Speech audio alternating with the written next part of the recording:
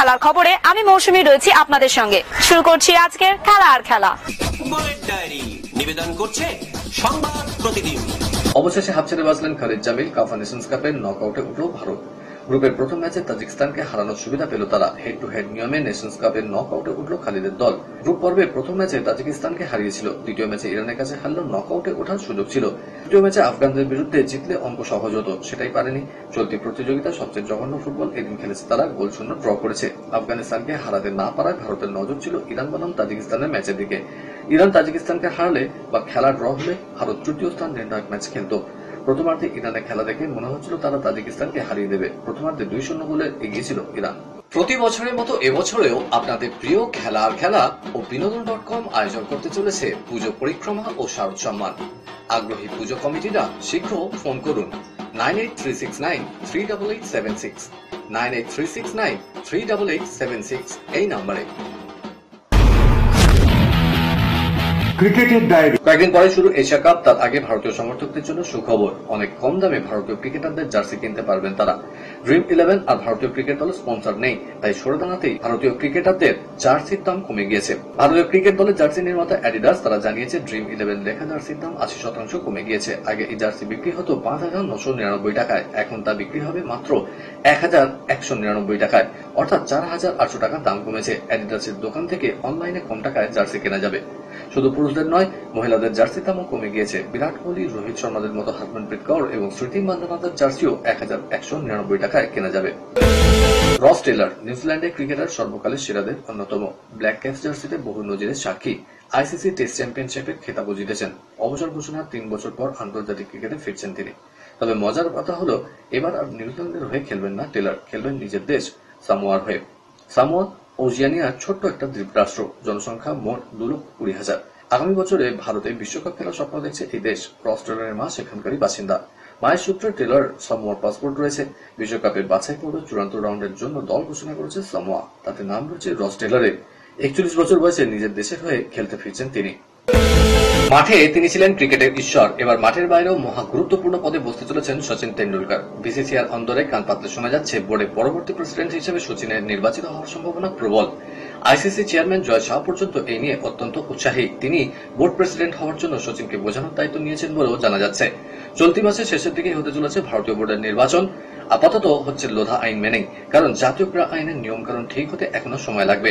অত অপেক্ষা নাকি আর করতে ইচ্ছুক নয় ভারতীয় বোর্ড। যেহেতু রজার বিডির বয়স 70 পেরিয়ে গেছে, তাই লোধা আইনে তার পক্ষে আর প্রেসিডেন্ট হওয়া সম্ভব নয়। এবার জিএসটি সংস্কারের অভিঘাত আইপিএল এ। পরিস্থিতি এমন জায়গায়, এবার থেকে আইপিএল এর ম্যাচ স্টেডিয়ামে বসে দেখতে গেলে পকেট থেকে খসাতে হবে মোটা টাকা। কেন্দ্রীয় সরকার আইপিএল টিকিটের উপর পণ্য ও পরিষেবা কর বা জিএসটি 28% থেকে বাড়িয়ে 40% করার সিদ্ধান্ত নিয়েছে। এর ফলে মেগা টি20 লিগের টিকিটের দামও মহার্ঘ হতে চলেছে, কারণ সর্বোচ্চ করের আওতায় চলে আসছে আইপিএল এর টিকিট। নবরাত্রির প্রথম দিন 22 সেপ্টেম্বর থেকে নতুন জিএসটি হার কার্যকর হবে। ভারতের টেস্ট দলে থাকা লড়াইয়ের দলের ট্রফি ভারতীয় ক্রিকেটারদের কাছে বড় পরীক্ষা। সেই পরীক্ষার প্রথম ধাপে ব্যর্থ যশস্বী জয়সওয়াল, শ্রেয়স আয়ার। দলীয় প্রথম ইনিংসে রান পেলেন না তারা। দুই ক্রিকেটারদের ব্যর্থতার দিনে নজর কাড়লেন ঋতুরাজ গায়কোয়াড়। আইপিএল এ ওপেন করেন তিনি, কিন্তু লাল বলের ক্রিকেটে মিডল অর্ডারে ঋতুরাজ। দলীয় সেমিফাইনালে মধ্যাঞ্চলের বিরুদ্ধে প্রথম ইনিংসে পশ্চিমাঞ্চলের হয়ে 184 রানের ইনিংস খেলেছেন তিনি। এশিয়া কাপের স্কোয়াড ঘোষণার পর থেকে আলোচনার কেন্দ্রবিন্দুতে ছিলেন শ্রেয়স আয়ার। এশিয়া কাপের দলে শ্রেয়সকে না রাখার সিদ্ধান্তে অনেকেই সমালোচনা করেছেন। দলীয় সেমিফাইনালে নামছে পশ্চিমাঞ্চল, শ্রেয়স আয়ারের প্রতিপক্ষ মধ্যাঞ্চল। এই ম্যাচে শ্রেয়সের উপর যে বাড়তি নজর থাকবে সেটা বলে দেওয়াই যায়।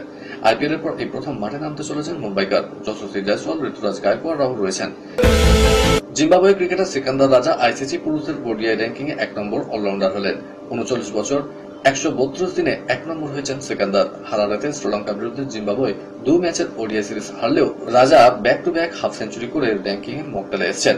রাজার এখন 302 পয়েন্ট রেটিং। আফগানিস্তানের আজমুল্লাহ ওমরজাই 296 এবং মোহাম্মদ নবীকে 292 কে ছাপিয়ে গিয়েছেন তিনি।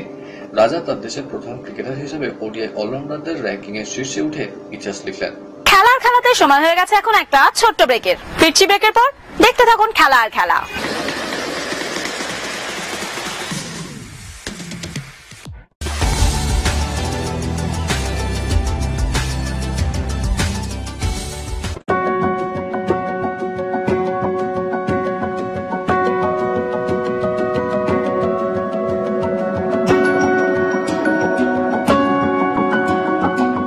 নিউজ মিডিয়া প্রযোজিত সাপ্তাহিক একটি বিনোদন অনুষ্ঠান। বিনোদন.com দেখুন প্রতি শনিবার ঠিক রাত 10:25 আপনাদের প্রিয় চ্যানেল ভিশনে। ব্রেকের পর ফিরে এলাম খেলা আর খেলাতে। বিদেশের ডায়েরি। আজ ভোরে বিশ্বকাপের যোগ্যতা অর্জন পর্বের ম্যাচ খেলতে নেমেছিল আর্জেন্টিনা। ইতিমধ্যেই বিশ্বকাপ খেলার টিকিট পেয়ে গিয়েছে গতবারের চ্যাম্পিয়নরা, কিন্তু ম্যাচে নামার আগে মেসি জানিয়ে দিয়েছিলেন ওই ম্যাচটা খুবই স্পেশাল হতে চলেছে, কারণ যোগ্যতা অর্জন পর্বের শেষ ম্যাচ ওটাই। এলএম10 এই মন্তব্যের পরে জল্পনা উঠেছিল ঘরের মাঠে আর্জেন্টিনার হয়ে হয়তো আর ম্যাচ খেলবেন না তিনি, তবে আগামী বছর বিশ্বকাপে হয়তো খেলবেন, তারপরেই ফুটবলকে বিদায় জানাবেন। এদিন ম্যাচ শুরুর আগে দেখা যায় মেসির চোখে জল, তবে মাঠে নেমে পায়ের জাদুতে বিপক্ষকে বোকা বানাতে ভোলেননি। ম্যাচের প্রথম গোলটি আসে তার পা থেকেই, আলতো করে গোলের জালে বল জড়িয়ে দেন 39 মিনিটে। গোটা স্টেডিয়াম উচ্ছ্বাসে ফেটে পড়ে গোলের পরে। ম্যাচে 80 মিনিটে ফের গোল করেন ডিয়প। এদিন ম্যাচ দেখতে স্টেডিয়াম পুরো ভরে গিয়েছিল, বাবা খেলা দেখতে হাসছিল মেসির সন্তানরাও। ভেনেজুয়েলাকে 3-0 গোলে হারার পর মেসি বলেছেন, বয়সের কথা মাথায় রাখলে যুক্তি বলে আমি আগামী বছর বিশ্বকাপে খেলতে পারবো না, কিন্তু বিশ্বকাপ প্রায় এসে গিয়েছে, আমিও খেলতে খুবই আগ্রহী, তবে আমি প্রত্যেকটা ম্যাচ ধরে ধরেই এগোতে চাই। আমি যদি মাঠে নেমে খেলাটা উপভোগ করতে না পারি তাহলে সরে দাঁড়াবো। অনবিদ্বেষী মন্তব্য নিয়ে কড়া অবস্থান নিল ফিফা। 6টি দেশকে শাস্তি দিয়েছে তারা, তার মধ্যে রয়েছে আর্জেন্টিনাও। গত 10ই জুন কলম্বিয়ার বিরুদ্ধে একটি ম্যাচে বর্ণবিদ্বেষী মন্তব্য করার অভিযোগ রয়েছে আর্জেন্টিনার সমর্থকদের বিরুদ্ধে। আর্জেন্টিনা ছাড়াও শাস্তি হয়েছে আলবেনিয়া, চিলি, কলম্বিয়া, সার্বিয়া এবং বসনিয়া হার্জেগোভিনিয়ার। সবচেয়ে বেশি জরিমানা হয়েছে আলবেনিয়া, $2 লক্ষ বা $1.75 কোটি টাকা দিতে হবে তাদের। 7ই জুন সার্বিয়ার বিরুদ্ধে ম্যাচে বিপক্ষের জাতীয় সঙ্গীতের অবমাননা করা এবং খেলাধুলার পক্ষে অনুপযুক্ত বার্তা লেখার অভিযোগ রয়েছে তাদের সমর্থকদের বিরুদ্ধে। ইউএস ওপেনের ফাইনালে উঠলেন আরিনা সাবালেঙ্কা। গতবারের চ্যাম্পিয়ন সাবালেঙ্কা প্রথম সেটে হেরে গিয়েও 3 সেটে লড়াই হারান চতুর্থ বাছাই জেসিকা পেগুলাকে। গতবারের ফাইনালে মুখোমুখি হয়েছিলেন এই দুজনেই, কিন্তু এবার বদলা নিতে পারলেন না আমেরিকার পেগুলা। এই নিয়ে পরপর 3 বার বছরের শেষ গ্র্যান্ড স্ল্যামের ফাইনালে উঠলেন সাবালেঙ্কা। চ্যাম্পিয়ন হতে পারলে সেরেনা উইলিয়ামসের পর সাবালেঙ্কাই প্রথম খেলোয়াড় হবেন যিনি পরপর 2 বার ইউএস ওপেন জিতবেন।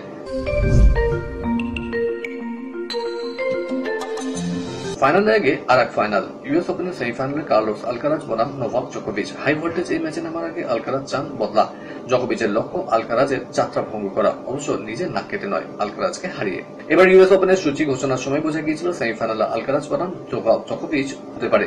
অপর সেমিফাইনালে রয়েছেন ইয়ানিক সিনার। অনেকের মধ্যে আরো একবার ফাইনালে 1 নম্বর সিনার বনাম 2 নম্বর আলকারাজের খেলা হবে, যেমনটা আগের 7টা গ্র্যান্ড স্ল্যামে ফাইনালে হয়েছে। মুখোমুখি লড়াই আলকারাজের থেকে এগিয়ে রয়েছেন জোকোভিচ। শেষ দুটি সাক্ষাতে জিতেছেন সার্বিয়ান তারকা। গত বছর প্যারিস অলিম্পিক্সের ফাইনাল ও চলতি বছর অস্ট্রেলিয়ান ওপেনে কোয়ার্টার ফাইনাল, দুবারই 22 বছরের আলকারাজকে হারিয়েছেন 38 বছরের জোকোভিচ। চলতি এশিয়া কাপের সবচেয়ে ভালো হকি ভারত খেলল। এই প্রতিযোগিতায় ভারতের বিরুদ্ধে চ্যালেঞ্জ করার ক্ষমতা সবচেয়ে বেশি ছিল মালয়েশিয়ার। হকি কর্মতালিকায় ভারতের পরেই রয়েছে মালয়েশিয়া, কিন্তু বিহারের রাজগীরের মাঠে দাঁড়াতে পারল না তারা। শুরু 2 মিনিটের মাথায় এগিয়ে গিয়েও 1-4 গোলে হারতে হলো তাদের। ভারতের হয়ে ফর্মে থাকা অধিনায়ক হারমনপ্রীত সিং এই ম্যাচে গোল করেনি, তারপরেও জিততে কোনো সমস্যা হলো না। মালয়েশিয়ার বিরুদ্ধে ক্রেগ ফুলটনের ছেলেরা প্রমাণ করে দিয়েছেন কোন একজন খেলোয়াড়ের উপর নির্ভরশীল নল এই ভারতীয় দল। এই জয়ের ফলে এশিয়া কাপের ফাইনালের দৌড়ে অনেকটাই এগিয়ে গেল ভারত। প্রথমবার কোন গ্র্যান্ড স্ল্যাম প্রতিযোগিতার সেমিফাইনালে উঠেছিলেন, তার র্যাকেটে ভর করে ফের গ্র্যান্ড স্ল্যাম জয়ের স্বপ্ন দেখেছিল ভারত, কিন্তু ইউকি ভামরির স্বপ্নের দৌড় থেমে গেল যুক্তরাষ্ট্র ওপেনের সেমিফাইনালে এসে। প্রথম সেটে এগিয়ে গিয়েও শেষ পর্যন্ত হেরে কোর্ট ছাড়তে হলো ইউকি এবং তার ডাবলস পার্টনার মাইকেল ভেনেস। যুক্তরাষ্ট্র ওপেনে পুরুষদের ডাবলসে কোয়ার্টার ফাইনালে ভামরি এবং তার কিবি সঙ্গী মাইকেল ভেনেস 3 সেটের লড়াইয়ের পর হারিয়েছিলেন নিকোলা মেরুটিচ এবং রাজীব রান জুটিকে। নিজের দীর্ঘ ক্যারিয়ারে এই প্রথমবার কোন গ্র্যান্ড স্ল্যামের শেষ চারে উঠেছিলেন ইউকি। সানিয়া মির্জা, লিয়েন্ডার পেইজ, মহেশ ভূপতি, রোহন বোপান্নার পরবর্তী সময়ে ভারতের গ্র্যান্ড স্ল্যাম আসরে কিবির হাত ধরে আশা করেছিলেন টেনিস ভক্তদের অনেকেই, কিন্তু সেই স্বপ্ন ভেঙে চুরমার হয়ে গেল। চলতি ইউএস ওপেনের সবথেকে বড় অঘটন ঘটল মহিলা সিঙ্গলসের কোয়ার্টার ফাইনালের শেষ 8 থেকে বিদায় নেবেন প্রতিযোগিতার দ্বিতীয় বাছাই ইগা স্বিওটেক। পোল্যান্ডের এই টেনিস তারকাকে 6-4, 6-3 স্ট্রেট সেটে হারিয়ে চমকে দিলেন আমেরিকার আমান্দা আমিনসোভা। 2 মাসও হয়নি উইম্বলডন ফাইনালে মুখোমুখি হয়েছিলেন এই দুই প্রতিদ্বন্দ্বী। সেদিন ফাইনালে হয়েছিল অসম লড়াই। অভিজ্ঞ স্বিওটেক 6-0 গেমে উড়িয়ে দিয়েছিলেন আমিনসোভাকে। রাজ্য শুটিং সংস্থার উদ্যোগে শুরু হলো বর্ষসেরা সম্মান প্রদান। প্রথম বছর 5টা ইভেন্টে দেওয়া হলো পুরস্কার। এর মধ্যে এয়ার রাইফেল এবং 3 পজিশনে পুরুষ ও মহিলা বিভাগের পাশাপাশি র্যাপিড ফায়ার পিস্তলে পুরুষ বিভাগ রয়েছে। এয়ার রাইফেলে বর্ষসেরা হলেন অভিনব সাউ এবং মেহুলি ঘোষ। 3 পজিশনে আদ্রিয়ান কর্মকার ও মেহুলি। র্যাপিড ফায়ার পিস্তলে পুরস্কৃত হয়েছে সাকনিক বন্দ্যোপাধ্যায়। বর্ষসেরাদের 30,000 টাকা আর্থিক পুরস্কারও দেওয়া হয়। কলকাতার ডায়েরি নিবেদন করছে গুড এজ হসপিটাল। ফের নাটক, শেষ পর্যন্ত না খেলেই পরের রাউন্ডে ডায়মন্ড হারবার এফসি।